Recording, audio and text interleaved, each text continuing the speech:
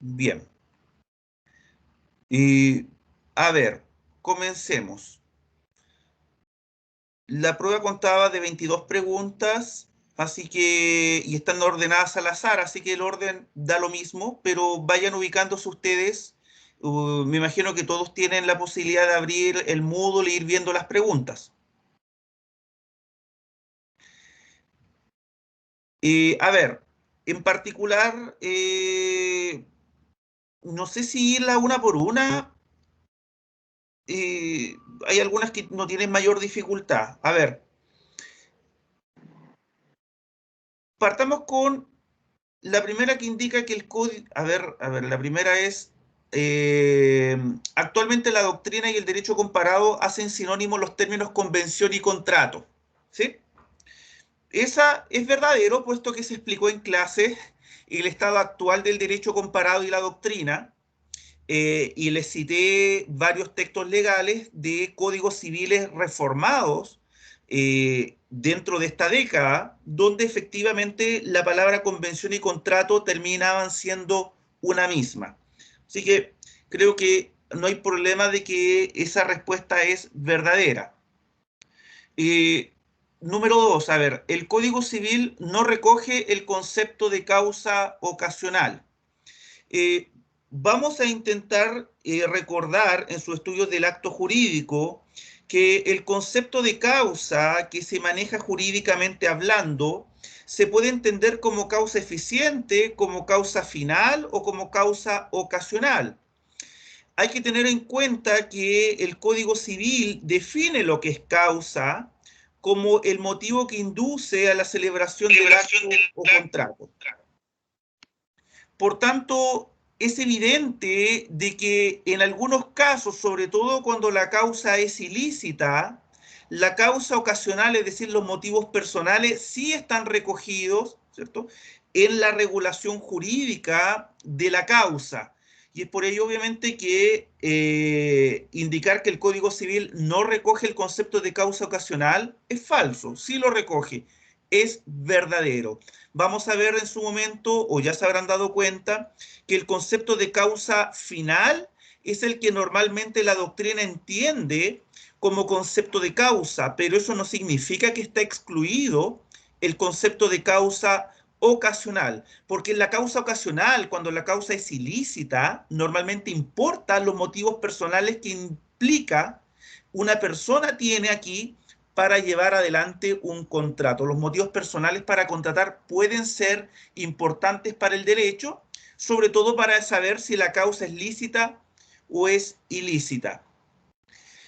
Otra pregunta indica que a finales de la Edad Media se reconoce un rol más importante a los contratos consensuales por, aquí la alternativa correcta es por el creciente desarrollo del comercio. No sé si alguien tenía alguna duda acá.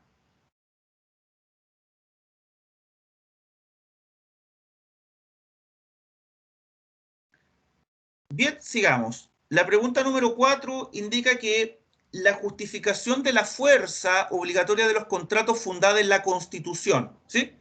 Aquí estamos en el tema, ¿cierto?, de la problemática ius filosófica del fundamento de la fuerza obligatoria de los contratos. La que se funda en la Constitución, ¿sí? La respuesta correcta es la letra, o sea, no sé si la letra C, pero en el fondo es la que dice se fundamenta en el orden público económico, puesto que se indicó aquí que esta visión constitucional está basada en el orden público económico, es decir, en el artículo 19, número 21, por ejemplo, en nuestra Carta Constitucional. En otros países podrá ser otra norma, pero básicamente es el orden público económico proyectada en la libertad de emprendimiento, la libertad de empresa, ya que en ese punto el contrato, la contratación en general, viene a ser el fundamento de la fuerza obligatoria de los contratos. Y veamos, otra pregunta dice que para la formación del consentimiento entre ausentes, nuestro derecho sigue la doctrina de la declaración. Es correcto, porque la doctrina de la declaración o de la aceptación o de la manifestación, cualquier texto alude a estos tres sinónimos, ya sea de la declaración, aceptación o manifestación, es la misma.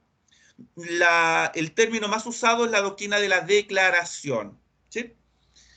El Código de Comercio básicamente parte de esa base de que el consentimiento se forma al momento de ser aceptada la oferta por su destinatario. Por tanto, aquí es la doctrina de la declaración, no es ni de la expedición, ni de la información, ni del conocimiento. Esa es la regla general, porque efectivamente puede haber norma específica en algún contrato. Siguiente pregunta. En el derecho romano no se conocía el concepto genérico de contrato. Verdadero. Precisamente, en Roma no se conocía un concepto genérico de contrato, no existía un término contrato que se aplique a todas las relaciones de carácter bilateral. Es por ello que, desde un punto de vista, los únicos contratos que eran conocidos en Roma eran de casuística. Por ejemplo, los contractus verbis, los contractus que estaban regidos, en este caso, por la stipulatio, estaban los contratos literis, que estaban, obviamente tenía que haber una formalidad de un registro, de una escrituración. ¿Se dan cuenta? Contractus verbis, contractus literis, estaban por excepción los contractus consensus y luego venían los contractus sine nomine, básicamente los contratos innominados.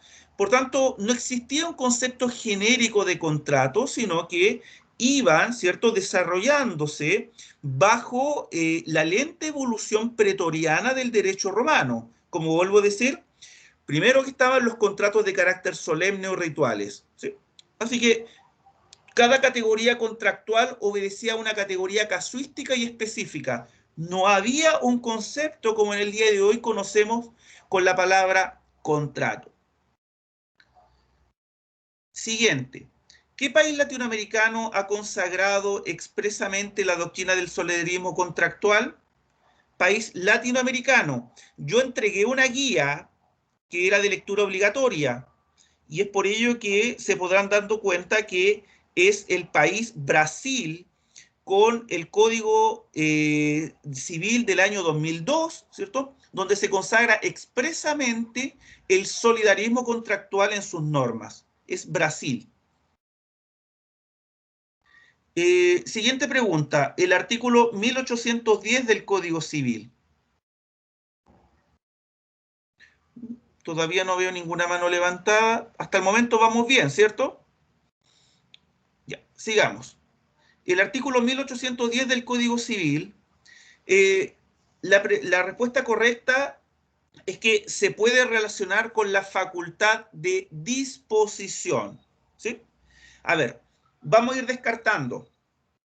¿Por qué no es correcta la que indica se debe relacionar con los contratos celebrados por personas incapaces en general?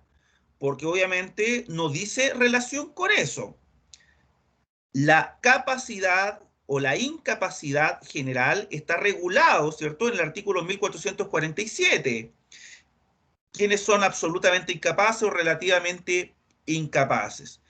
Eh, ¿Se debe relacionar con las normas sobre la causa ilícita? No necesariamente, porque ¿qué dice aquí? La causa, no tiene nada que ver la causa, a lo más el objeto, pero la causa no tiene nada que ver aquí. ¿Se refiere a todo contrato que sirva de título para enajenar bienes? No, porque no es a todo contrato, ya que el artículo 1810 se refiere al contrato de compra-venta. Por tanto, lo único que nos queda es que se puede relacionar con la facultad de disposición. Recordarán ustedes que el artículo 1464 del Código Civil, que indica que hay objeto ilícito en la enajenación de, y ahí viene 4 numerales, pues bien, está relacionado básicamente con la facultad de disposición, puesto que no se puede enajenar. Por tanto, el artículo 1810 se debe poner en contacto con el artículo 1464 y de cualquier otra norma en particular que diga relación con la prohibición de enajenar determinados bienes. En tanto en cuanto entonces se indique aquí. ¿Alguien quedó con una duda en este punto?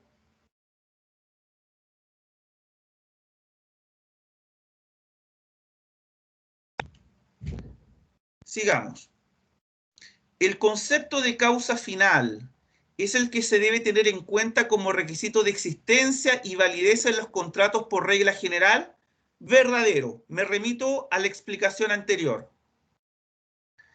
La doctrina filosófica de la cual nace la autonomía de la voluntad en el derecho privado es el justnaturalismo racionalista. Efectivamente, es la doctrina filosófica del siglo XVIII. De ahí precisamente se basa en la libertad natural del hombre, basado, ¿cierto?, en su aspecto y carácter racional. Y en eso se funda su dignidad. Así que el justnaturalismo racionalista cimentó las bases de lo que en la doctrina del derecho privado viene a ser el principio de la autonomía privada o el principio de la autonomía de la voluntad en materia de actos y contratos. Siguiente. El fundamento de la fuerza obligatoria de los contratos es un problema propio de la ciencia del derecho privado. En este caso es falso, porque el problema es de la filosofía del derecho privado, no de la ciencia del derecho privado. Y eso obviamente queda claro tanto en clases como en cualquier texto que se refiera a este tema. El silencio, siguiendo, el silencio cuando produce efectos jurídicos representa una manifestación tácita de la voluntad. Falso, falso, puesto que el silencio, quien no manifiesta voluntad, no es entonces una manifestación de carácter tácita, simplemente no se está manifestando. Recordarán ustedes que la manifestación de voluntad puede ser expresa o tácita, pero también puede ser presunta. Y presunta solo en los casos cuando es la ley la que le da un efecto, cuando una persona, ¿cierto?, tiene una determinada actitud. Y en este caso, el silencio, lo normal es que no produzca efectos jurídicos, a menos que el propio derecho, a menos que la propia ley le asigne un efecto al silencio. Y en este caso, entonces, el silencio está dentro del ámbito de la voluntad presunta. Es decir, la ley le va a otorgar efectos cuando así expresamente lo indique. Así que no tiene nada que ver la voluntad tácita aquí. El silencio dice relación con la voluntad presunta. Por tanto, la respuesta correcta era falso. Pregunta número 13. ¿Todas las normas sobre la formación del consentimiento se encuentran en el Código de Comercio? Falso, porque se indicó que el Código de Comercio establece normas sobre la formación del consentimiento, pero no es exclusivo, ya que el Código Civil, por excepción, establece cuándo se entiende perfeccionado un contrato solemne, un contrato real, en fin. Por tanto, tiene normas especiales el Código Civil y las reglas generales se encuentran en el Código de Comercio. Por tanto, aquí la respuesta es falso. Luego, la siguiente, la stipulatio romana se aplica solo a los contractus verbis. Efectivamente, en este caso, la stipulatio romana se aplica a los contractus verbis. Es verdadero. Recordarán ustedes que la stipulatio dice relación con un sacramento ritual de carácter verbal. Y por tanto las determinadas frases son las que forman el amarre, ¿cierto? Es decir, la celebración del contrato cuando se declaran determinadas frases que eran de carácter ritual y sacramental llamada la stipulatio, que es la única forma por la cual, ¿cierto?, estos contractus verbis, ¿cierto?, generan acción. Verdadero. Número 15. La expresión facultad de enajenar que utiliza el Código Civil hace referencia a tener la libre administración de los bienes. O sea, facultad de enajenar es sinónimo a tener la libre administración de los bienes. También el código puede referirse a la capacidad de enajenar o facultad de disposición, que también aluden a lo mismo. Siguiente. La institución del estoppel en el common law se puede identificar con... Yo hice referencia en clases algunas alusiones al common law y me referí al estoppel como una derivación del derecho inglés a lo que en el derecho continental se refiere al deber de coherencia, el deber de coherencia en materia de contratación. Y por lo mismo también lo hicimos referencia cuando aludimos al solidarismo contractual, que del cual se descomponen ciertos deberes contractuales, entre ellos el deber de cooperación, deber de lealtad, deber de coherencia, que son manifestaciones más específicas del deber de buena fe, de actuar de buena fe.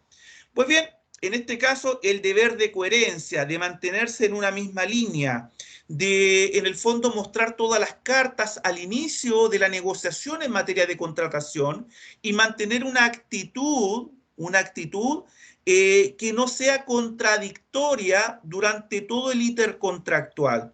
En este caso, entonces, el deber de coherencia se conoce, ¿cierto?, en el common law como el estoppel, que tiene bastante incidencia en materia de contratación internacional y de contratos transnacionales. Bien. Pregunta número 17. Hasta el momento creo que nadie ha levantado la mano por alguna consulta en particular. La definición del término contractus en Roma se identifica con el verbo contraer. Sí, porque viene de contraere. Contractus básicamente es la sustantivización del verbo contraere. Y a eso básicamente es lo que importa. Más que cómo se forma el contrato, es más importante la relación jurídica, el vínculo que nace luego de su perfeccionamiento. Y en este punto, lo que una persona contrae a lo que se obliga a dar, hacer o no hacer para con otra, es lo que apunta el verbo contraer. Así que, siguiente. La comunicación de la oferta da inicio a la fase de negociación de las tratativas del contrato. La respuesta correcta es falso, porque la comunicación de la oferta, ¿cierto?, da inicio a la formación del consentimiento, da inicio, pero no a la fase de negociación.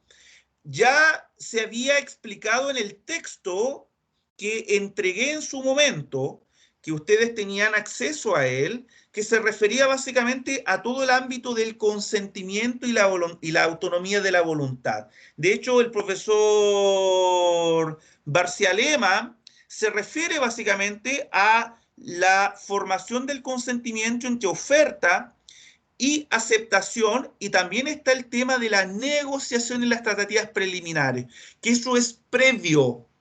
Básicamente la negociación termina con la formulación de la oferta. Recordarán ustedes que la oferta debe ser completa, ¿sí? La oferta debe ser completa y por tanto debe estar en términos tales que para que se forme el consentimiento solo reste ser aceptada por su destinatario. Y es por ello entonces que no tiene nada que ver. Ahora, si la aceptación es condicional, da origen a una nueva oferta, pero eso no significa necesariamente que ahí comienza la negociación. La negociación comenzó antes, ¿sí? Así que la respuesta correcta es falso.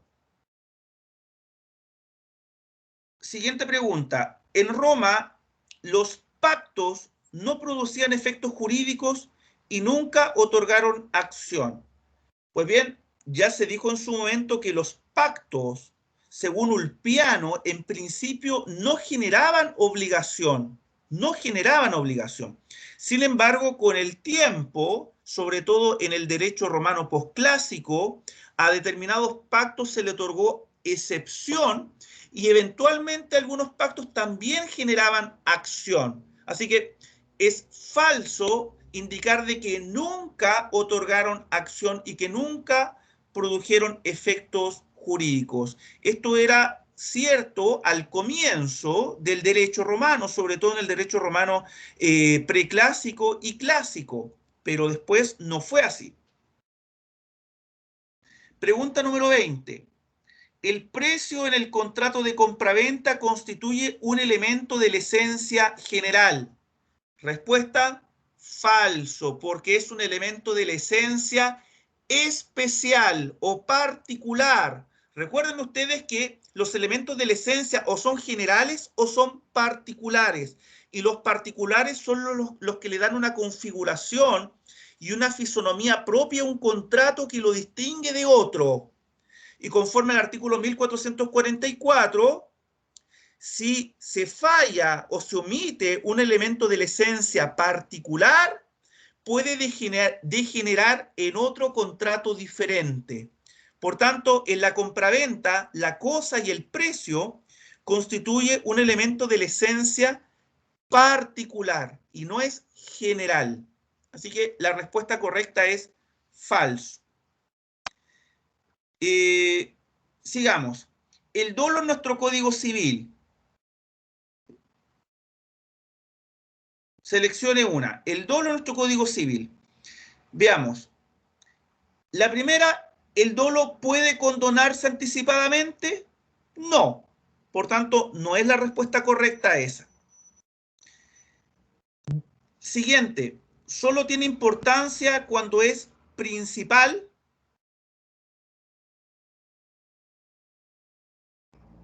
No es correcto, porque el dolo tiene importancia ya sea que sea principal o incidental. En algunos casos va a dar lugar a la anulación del contrato, en otros casos dará lugar a indemnización de perjuicios. ¿Sí? Se define a propósito de los vicios del consentimiento, no es correcta tampoco, porque recuerden que su definición está en el título preliminar, en el artículo 44, inciso final. Por tanto, la definición es una definición genérica aplicable a cualquier ámbito o dimensión del dolo.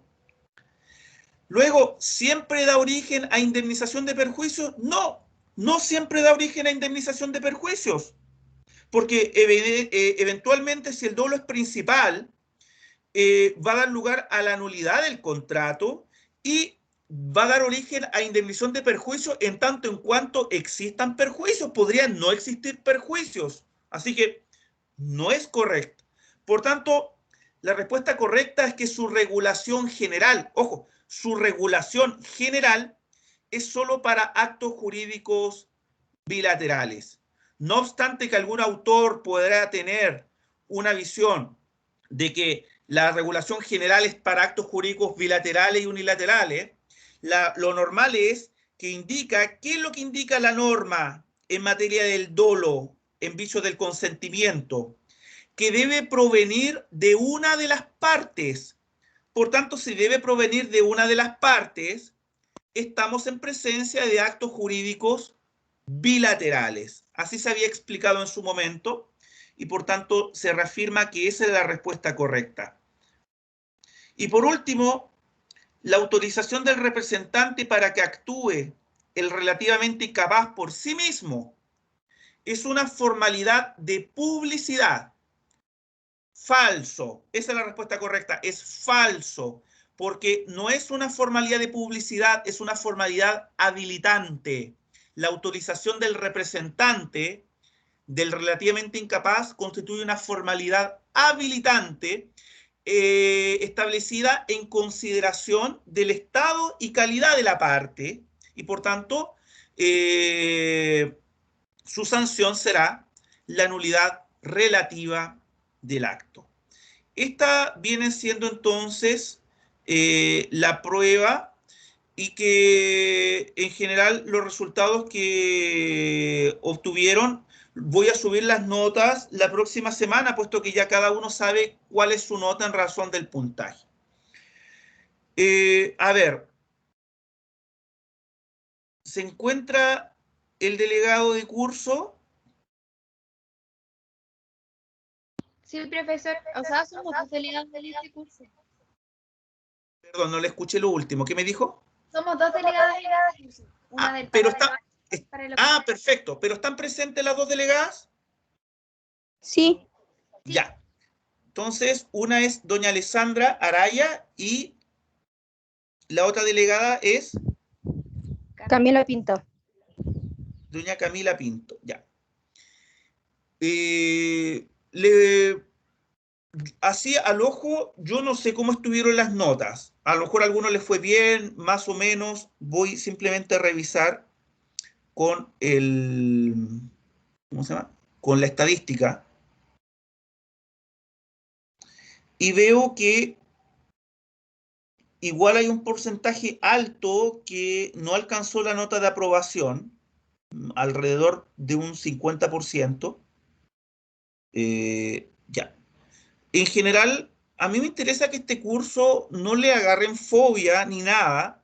Quienes tuvieron mala nota, a lo mejor hacer una introspección y estudiar más a fondo o hacer más consultas. Si tienen una consulta, háganla. Muy bien, ya que están las dos delegadas aquí, voy a dar por oficial esta información. Eh, Solo de forma voluntaria, por tanto aquí no les voy a imponer a nadie nada, pero solo de forma voluntaria está la posibilidad que el estudiante que desee podría subir su nota eh, con una interrogación oral este día sábado.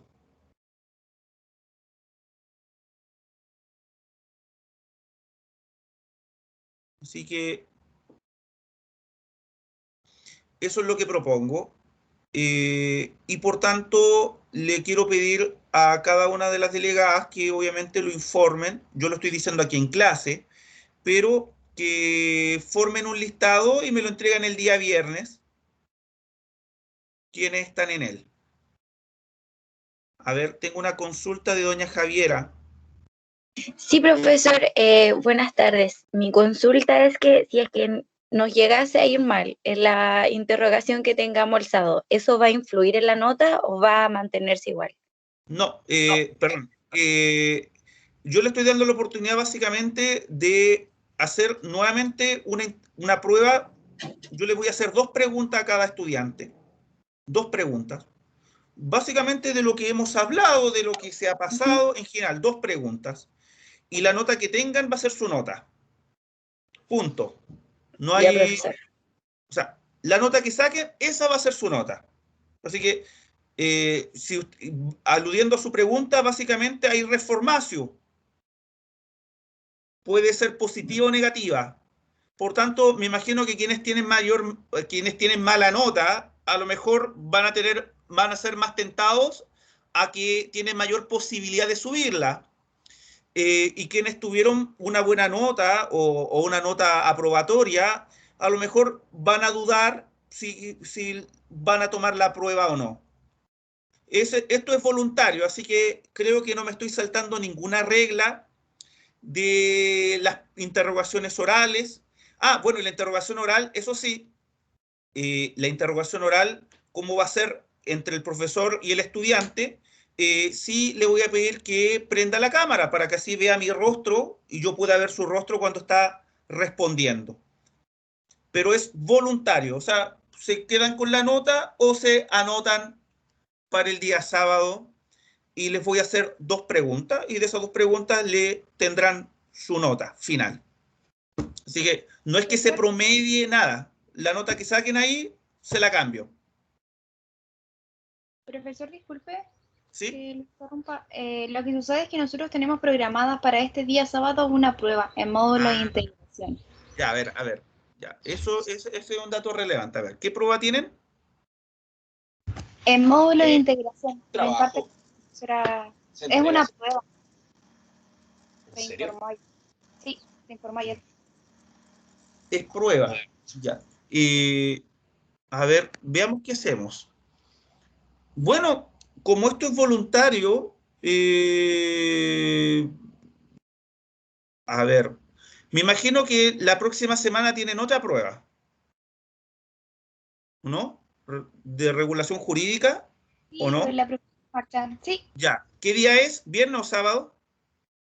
Sábado 29. Ya, sábado 29. Ya, voy a hacer lo siguiente. Voy a hacer lo siguiente.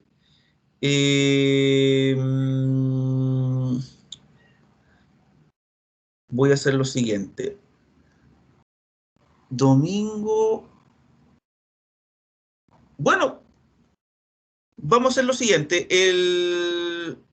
Lo vamos a dejar para esta semana, pero voluntariamente, y lo vamos a poner para el día domingo. ¿Mm? Total, me imagino que ahí con mayor razón van a poder. No sé si están de acuerdo. Sí, profesor. Sí, en general, bueno, yo no lo hubiese hecho el sábado, pero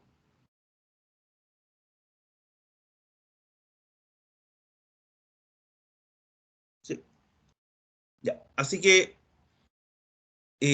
bueno, como este viernes es feriado y el sábado tienen prueba, la vamos a dejar para el día domingo. ¿Mm?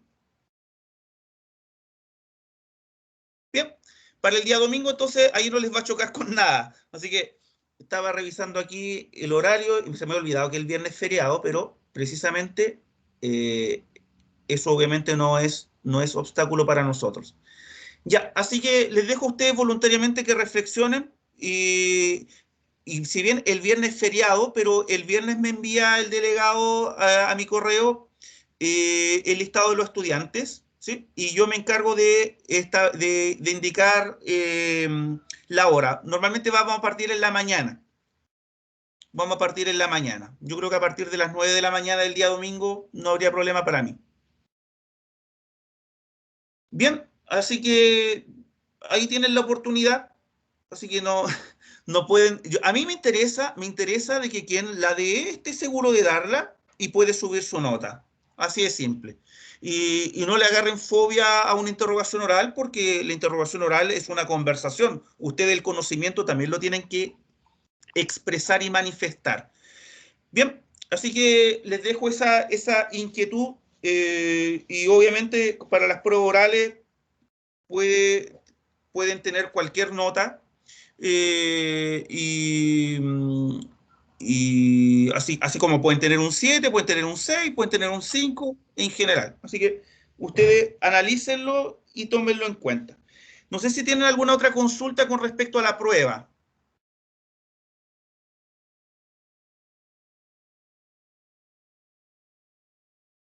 Personalmente no. Ya. Entonces, damos por cerrado el tema de la prueba. Y si bien lo que iba a terminar ahora, eh, este poco tiempo que nos queda, creo que por lo menos la revisión de la pauta, por lo menos genera algo de aprendizaje y por lo menos que lo tengan presente. Eh, a ver, vamos a cerrar el tema porque no sé por qué, pero siempre siento que el tema de la causa en los contratos, en los actos jurídicos, los estudiantes tienen como un terror o se pierden. En fin, recordarán ustedes que en el tema de la causa de los actos jurídicos, a propósito de los vicios del consentimiento, está regulado expresamente en el Código Civil a partir del artículo 1467 en adelante. Y nos indica lo siguiente: no puede haber obligación sin una causa real y lícita. Por tanto, la causa debe estar presente como requisito de existencia y como requisito de validez. Pero no es necesario expresarla. No es necesario expresarla, por tanto, en el contrato, ya sea verbal, consensual o por escrito, no es necesario indicar cuál es la finalidad, cuál es el motivo de la contratación. Normalmente hay contratos que lo hacen. El motivo por el cual contratamos es para mejorar las relaciones futuras, para ordenar el tema de la propiedad, en fin. Pero no es necesario. La ley no exige que quede patente, expresada la causa, pero debe existir, debe existir. Por tanto, la pura liberalidad o beneficencia es causa suficiente. ¿A qué actos o contratos nos estamos refiriendo aquí? Básicamente a contratos gratuitos, a donaciones, ¿sí? A la remisión de una deuda, como una convención, en fin. Por tanto, la pura liberalidad o beneficencia es causa suficiente. Se dan cuenta que en estricto rigor no es necesario mencionar la causa, pero la causa debe ser real, debe existir. Luego, el inciso segundo nos da una definición y nos dice, se entiende por causa el motivo que induce al acto o contrato y por causa ilícita la prohibida por la ley o contraria a las buenas costumbres o al orden público. Entonces, siguiendo con esto, recordarán que desde un punto de vista jurídico podemos considerar el concepto de causa bajo una primera acepción que es lo que se llama causa eficiente. Esta es la causa en sentido aristotélico, ¿sí?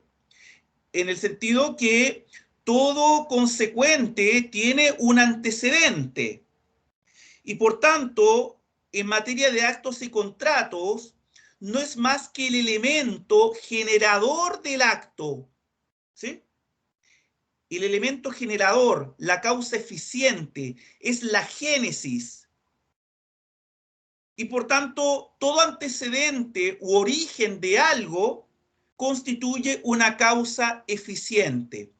Así, en el ámbito de la teoría de las obligaciones, la causa de una obligación es su fuente, es decir, de dónde emanan. Así, el contrato, el cuasicontrato, el delito, el cuasidelito y la ley son la causa eficiente de la obligación que nace a partir de cualquiera de estas. Bien, eso es causa eficiente, pero también tienen que haber leído cuando estudiaron la teoría del acto jurídico que existe lo que se llama causa ocasional. Causa ocasional, que son básicamente los motivos personales, individuales de cada parte, que pueden ser completamente diferentes de una persona a otra, aunque celebren el mismo contrato, ¿sí? Porque esto queda básicamente en el fuero interno de cada individuo y normalmente no la expresan, aunque también podrían expresarla. Por ejemplo, yo puedo comprar un vehículo descapotable deportivo, ¿sí? Y al vendedor no le interesa normalmente las razones por las cuales yo lo voy a comprar. Pero si la motivación del comprador es que se siente en la cúspide de su vida, es decir, tiene 50 años, se cree Lolo, y dice, estoy divorciado, no tengo ataduras, no tengo compromisos, por tanto me voy a comprar este auto descapotable deportivo color rojo para que en el verano me pasee por la playa, ¿cierto? Y a lo mejor tengo alguna conquista amorosa. Esa es su motivación, ese es el sentido personal, esa es la causa ocasional. Que podría decírselo al vendedor, ¿cómo no? Hay gente que lo dice, hay gente que le gusta decir las razones por las cuales celebra un contrato. Por tanto, básicamente, o como dice la doctrina francesa, la causa queda dentro del campo contractual, ¿cierto? Y los motivos son ajenos al acto jurídico. Y por lo mismo, en el día de hoy, el Código Civil, reformado el año 2016 en Francia, ha eliminado la causa como requisito de existencia de los contratos, porque ha establecido que es un elemento artificial que perfectamente puede quedar como un puente entre el consentimiento y el objeto. Pues bien, nosotros seguimos una visión netamente romanista, donde la causa sí tiene que estar y sí tiene que ser real. Bien. ¿El Código Civil recoge el concepto de causa ocasional? Pareciera ser que sí. de la definición que acabo de dar del inciso segundo del artículo 1467, pareciera ser que la definición obedece más a un concepto de causa ocasional, ya que nos indica que por causa se entiende el motivo que induce al acto o contrato, el motivo que induce al acto o contrato, ¿sí? Así que el motivo pueden ser básicamente los intereses, las finalidades, las intenciones, ¿cierto?, reflejadas en el fuero interno, ocasional, personal o accidental de cada persona, y que no tienen por qué coincidir con la de otro. Pero no nos olvidemos que existe también la causa final, y con esta acepción, la causa viene a ser el fin o propósito inmediato, objetivo e invariable de un acto o contrato.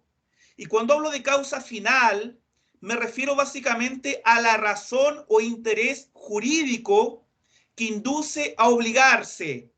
Y por tanto, causa final es la finalidad típica y constante o invariable, cualquiera sea la persona que contrate y cualquiera sean sus motivos particulares u ocasionales. Por tanto, en este punto, el deudor, cuando se obliga en razón de un contrato, la causa de su obligación va a ser idéntica a cualquier otro deudor que se encuentre en su misma situación. Y así, en un contrato bilateral, como puede ser la compraventa, en un contrato bilateral que puede ser la compraventa, cuando hablamos de causa final, diremos que la causa final de la obligación del deudor, que en este caso digamos que es el comprador, porque es la obligación de pagar el precio, está directamente relacionada con el objeto de la obligación del vendedor, esto es, la entrega de la cosa. Por tanto, la causa final en los contratos bilaterales se encuentra conectada básicamente con el objeto de la obligación de la contraparte. Y por lo mismo, la causa final siempre va a ser la misma, es invariable, es objetiva. Independiente de las motivaciones personales, sigue siendo la misma. Y por tanto, en el contrato de compraventa vamos a decir que la causa de la obligación del vendedor está dado por el objeto de la obligación del comprador. Y a su turno, la causa de la obligación del comprador está directamente relacionada con el objeto de la obligación, en este caso del vendedor. Están conectados, o sea, causa y objeto están conectados. Por tanto, la causa final está determinado por el objeto de la obligación de la contraparte. Esto en un contrato bilateral es fácil de explicar. En los contratos de beneficencia, ya dijimos que la causa final, está dada básicamente por la propia liberalidad. Así que no hay razón de expresarla.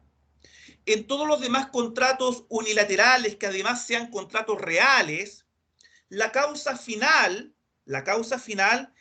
coincide también con el momento de del perfeccionamiento del acto contrato, es decir, ¿por qué se obliga el mutuario a restituir el dinero? ¿Por qué se obliga el comodatario a restituir la cosa que recibe? ¿Por qué se obliga el depositario a restituir también la cosa de quien la recibe?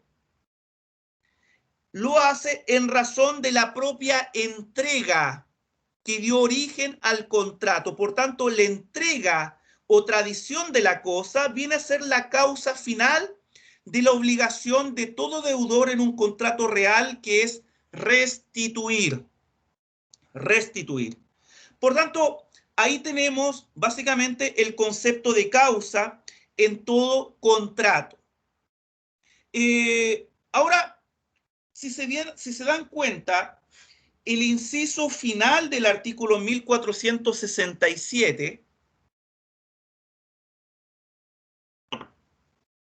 nos indica así: la promesa de dar algo en pago de una deuda que no existe carece de causa, y la promesa de dar algo en recompensa de un crimen o de un hecho inmoral tiene una causa ilícita. Miren, una causa ilícita. ¿Se dan cuenta? ¿Se dan cuenta que en general, conforme a este inciso final, la causa como requisito de existencia normalmente aludirá a la causa final?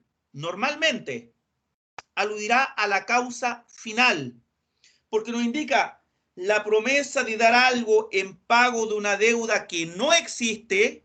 Por tanto, yo pago una deuda, pero esa deuda no existe, ese pago carece de causa y por tanto, se puede anular el pago, ¿sí?, por carencia de causa, o se genera el cuasicontrato del pago de lo no debido, porque el ordenamiento jurídico repugna todo enriquecimiento injusto.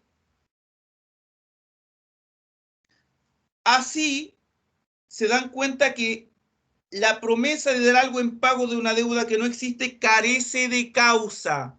Y en este caso, la causa final es la que falla. Pero cuando nos dice, y la promesa de dar algo en recompensa de un crimen o de un hecho inmoral, tiene una causa ilícita.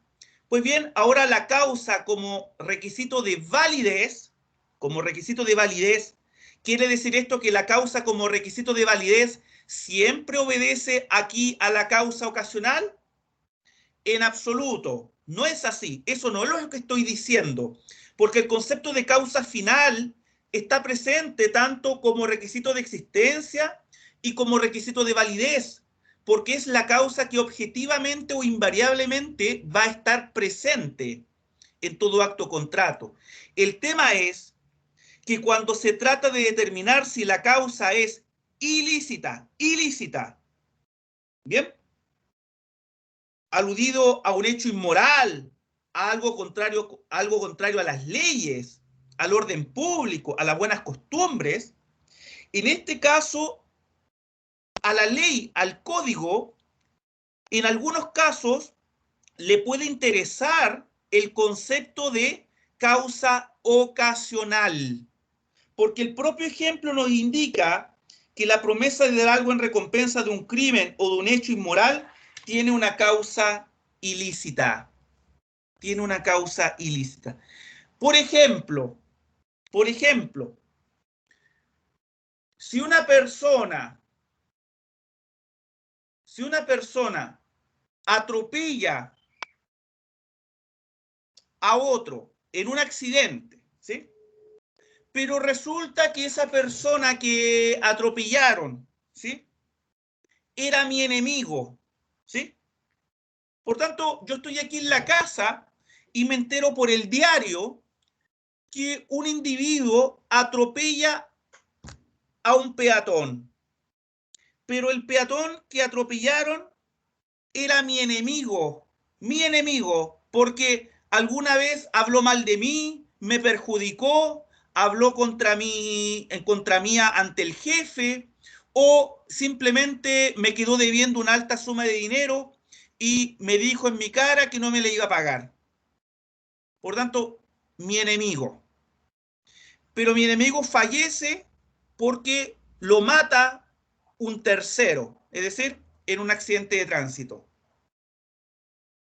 ¿Qué pasa si yo de la noche a la mañana, como se me alegra el corazón de que falleció mi enemigo,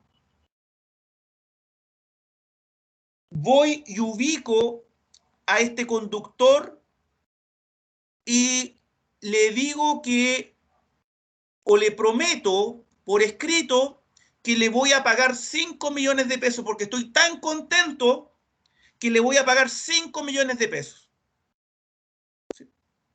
Y uno dirá, bueno, ¿y esos 5 millones de pesos tendrán alguna causa, algún motivo? ¿Uno anda por la vida regalando dinero? No, tiene una causa. La causa existe porque es recompensa, es una recompensa. O sea, yo le voy a pagar este dinero en razón de una recompensa. Pero la recompensa, como nos dice aquí, la recompensa consiste en un hecho inmoral. La recompensa consiste en un hecho contrario a la ley. Por tanto, si yo recompenso a una persona porque mató a otra, la causa es ilícita. Y se dieron cuenta que aquí la causa no es una causa final, sino que es una causa ocasional, porque está determinada por el fuero interno de quien quiere dar la recompensa. Por tanto, en materia de causa ilícita, el código normalmente se abre, la ley y la jurisprudencia se abre al concepto también de causa ocasional. Lo normal es que no se utilice. La causa tiene que ser real, por supuesto, pero siendo real la causa, normalmente a nadie le interesa las motivaciones personales u ocasionales o accidentales, salvo cuando estamos en presencia de una causa ilícita. Tanto es así que la Corte Suprema, a mediados del siglo XX, podía inclusive anular por causa ilícita algunas donaciones. ¿Y a qué donaciones me refiero? Porque normalmente, como no existía el divorcio hasta antes del año 2004, el divorcio vincular, bueno, quienes eran infieles o cometían adulterio o tenían una doble vida, ¿sí? ¿Qué pasaba con todos los regalos, donaciones que uno de los cónyuges realizaba a este tercero, que básicamente era el amante o la amante? Aquí voy a hablar independiente del género, ¿cierto? El amante o la amante, para no siempre poner como infiel al hombre o a la mujer, independiente quien sea. ¿Qué pasa con esas donaciones? En principio, uno podría decir, la liberalidad es suficiente causa, uno puede hacer las donaciones a quien quiera, pero si la donación tiene por motivo principal, por causa ocasional, mantener una relación de adulterio, y si el adulterio es una conducta de carácter ilícita, reprobable, inmoral, por tanto, entonces indicaríamos que la causa de esas donaciones sería una causa ilícita. Por tanto, esas donaciones perfectamente podrían quedar sin efecto por nulidad absoluta, ya que hay causa ilícita. En el día de hoy, en general, a veces es difícil sostener esto, porque el adulterio, si bien es una falta al deber de fidelidad del matrimonio, diremos que hay causa ilícita cuando alguien hace una donación con quien le soy infiel a mi cónyuge. Eso en el día de hoy puede ser más discutido, porque antiguamente era delito el adulterio, ¿sí? En el día de hoy, en mi opinión, sigue siendo antijurídico, pero simplemente es una falta en el ámbito civil que puede traer consecuencias en el ámbito civil, como el divorcio y otras consecuencias inclusive de carácter patrimonial, pero no es un ilícito en el ámbito penal. En el día de hoy podría ser discutible si se quiere anular una donación cuando tiene por causa mantener una relación de adulterio, ¿sí? Porque esa es la causa. ¿Cuál es la otra causa? ¿Cuál sería otra causa de que uno de los cónyuges le regale un computador, un televisor, un auto a su amante? ¿Cuál sería la causa? No sería otra que mantener esa relación. Simplemente no vería otra. Y así lo entendía la Corte Suprema. En el día de hoy no he encontrado sentencias de ese tipo. Espero que haya quedado claro el tema de la causa, porque si bien no he entrado en tanto detalle, pero tengan eso ustedes presentes. ¿Qué otra cosa más? Bueno, para el tema de las formalidades y las solemnidades que exige la ley, creo que en eso ustedes no tienen que repasar, deberían saberlo, ¿sí? Deberían saberlo, que las formalidades en nuestro ordenamiento jurídico son de distinta naturaleza y de distinta índole. Tenemos formalidades habilitantes, formalidades de prueba, formalidades de publicidad, formalidades administrativas, y también tenemos las llamadas formalidades ad solemnitatis, o derechamente solemnidades, que son las que exige la ley para el valor de determinados actos y contratos y cuya omisión, por supuesto, que acarrea la nulidad absoluta.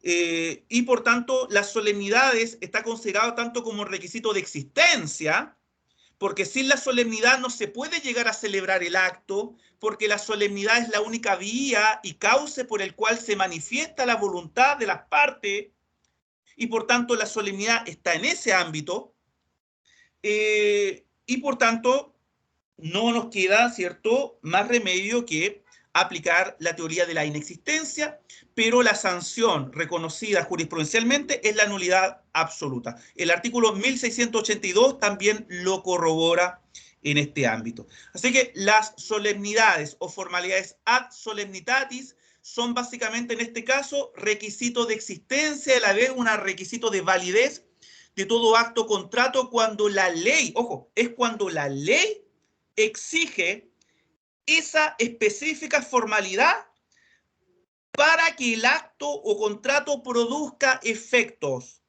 ¿Sí? Típica solemnidad, la escritura pública cuando se celebra una compraventa de bienes raíces. ¿Sí? Pero también la escritura pública cuando se celebra la hipoteca. También la escritura pública cuando se celebra una compraventa de derechos hereditarios. También la escritura pública cuando se celebra un censo. En el contrato de promesa, la sola escrituración es una solemnidad. La sola escrituración. Por tanto, las formalidades ad solemnitatis pueden adquirir cualquier carácter. Lo importante es que tengan esta naturaleza, es decir, para el valor del acto o contrato cuando así lo exige la ley. Los otros tipos de formalidades, las sanciones pueden ser de variada índole, así como lo establece la ley. Formalidades de publicidad puede dar origen a la inoponibilidad como sanción, puede también dar origen a la indemnización de perjuicios como sanción. Las formalidades de prueba puede tener como sanción quedar privado de un medio de prueba, como lo establece el artículo 1708 y 1709 del Código Civil. Las formalidades administrativas pueden generar multas de carácter administrativas, como en el contrato de trabajo, que debe ser escriturado dentro de cierto plazo, so pena de determinadas consecuencias, multas, ¿sí?, infracciones a la ley del trabajo contra el empleador. En fin, pueden dar origen a cualquier tipo. Las formalidades habilitantes dar origen a la nulidad relativa del acto contrato. Se dan cuenta que las demás formalidades están en consideración del estado o calidad de las partes, pero solo las solemnidades están en relación al valor del acto contrato, mirando su naturaleza. Así que tengan en cuenta este tema. Con esto cierro todo el acápite de los requisitos de existencia y validez de los actos jurídicos en el ámbito nacional, y la próxima clase voy a hacer un breve excursus de las formalidades en cuanto a la formación del consentimiento y posibles solemnidades que exige el ordenamiento jurídico extranjero.